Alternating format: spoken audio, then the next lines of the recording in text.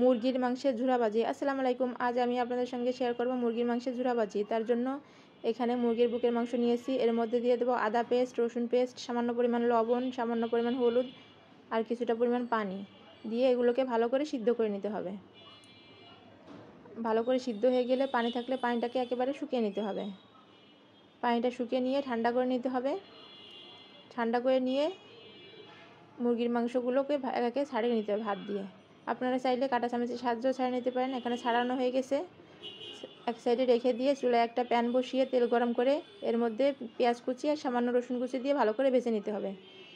গোটা গরম মশলা এখানে আছে দারচিনি, লং আর তেজপাতা দিয়ে দেবে। বাটা মশলা আদা বাটা, রসুন বাটা, সামান্য পরিমাণ লবণ, লাল মরিচের গুঁড়া, সামান্য পরিমাণ হলুদ, সামান্য পরিমাণ টালা জিরের গুঁড়া আর কিছুটা পরিমাণ গোলমরিচের গুঁড়া দিয়ে ভালো করে কষিয়ে নিতে হবে।